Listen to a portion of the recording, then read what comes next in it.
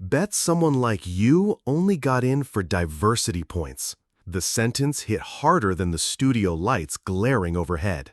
Jayden Carter stood behind his podium on Youth Scholars Live, a national student broadcast. He was the only black boy among 6 finalists, and the only one not smiling.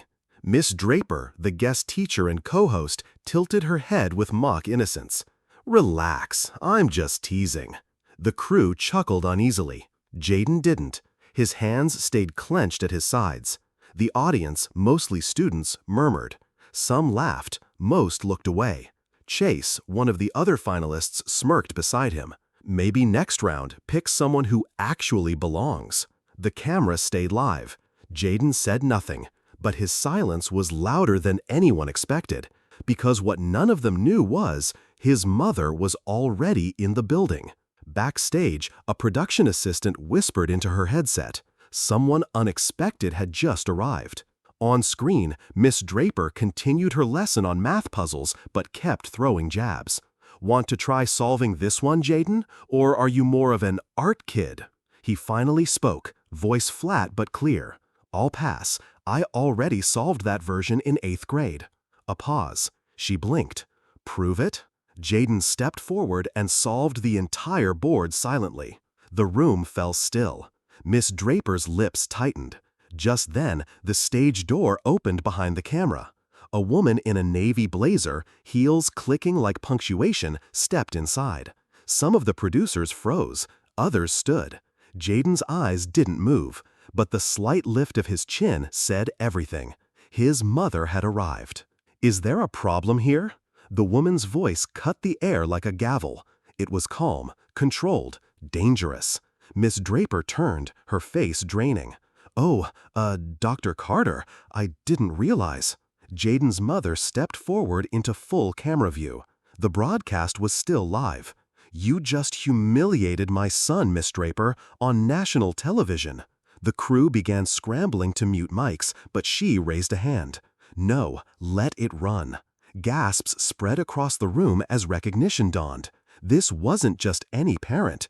This was Dr. Maya Carter, former Harvard dean, education reform leader, and board chair of the Youth Scholars Network. She looked at Jayden. "You all right?" He nodded. "Then we'll let your work speak louder than insults." Miss Draper stumbled over her apology. Chase tried to sneak off stage, but a producer blocked him. Jayden walked back to the board, picked up the marker, and began finishing the advanced equation calmly. The crowd, once skeptical, leaned forward in awe.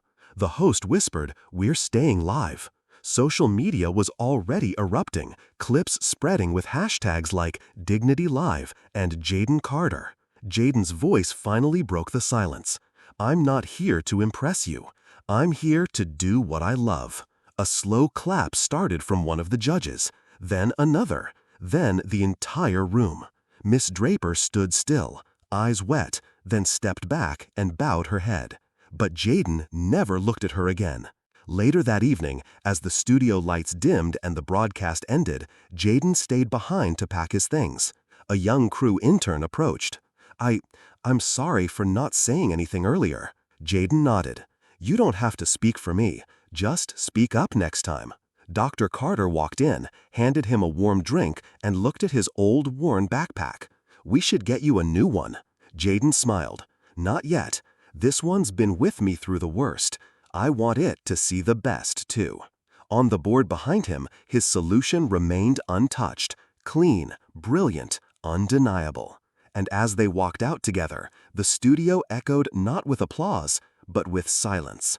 The good kind, the kind that listens. Thanks for watching this video. Jayden Carter didn't raise his voice or fight back with anger. He stood firm, solved the problem, and let truth be its own defense. His story reminds us that dignity doesn't need to shout, it just needs to stand tall.